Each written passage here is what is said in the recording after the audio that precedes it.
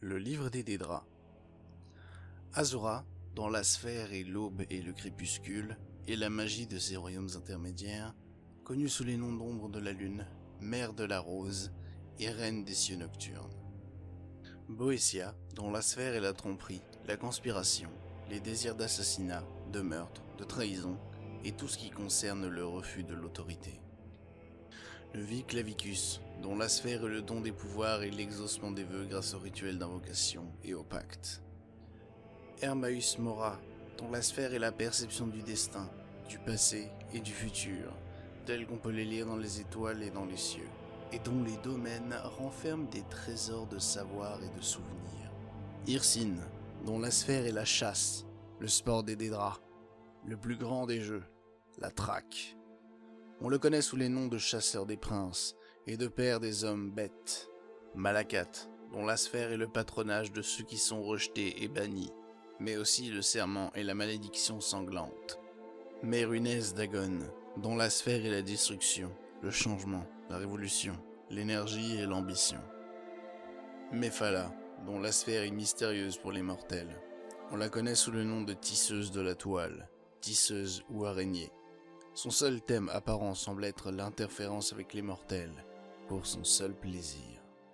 Meridia, dont la sphère est obscure pour les mortels et qui est associée aux énergies des êtres vivants.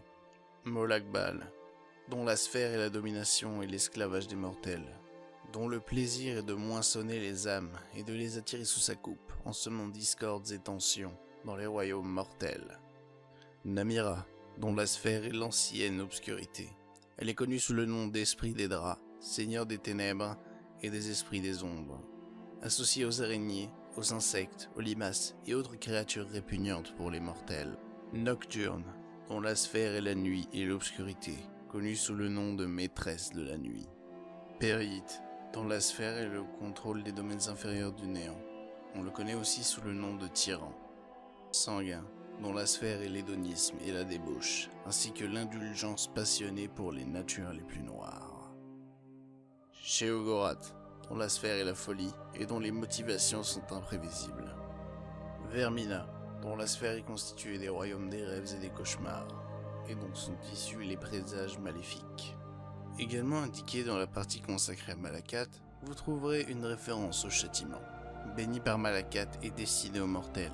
Pour résumer, il semble que tout Dédra essayant d'invoquer les pouvoirs de l'arme sera exilé dans le néant. On connaît de nombreux artefacts légendaires des Dédras, comme l'étoile d'Asura ou le Wabajak de Sheogorath.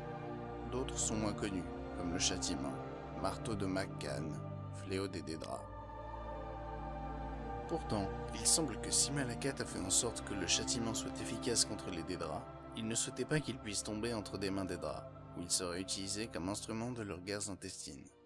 Ainsi, Malakat le maudit, de telle sorte que si l'un des sombres tentait d'invoquer son pouvoir, un vortex s'ouvrirait et avalerait le Dédra pour l'exiler dans le néant.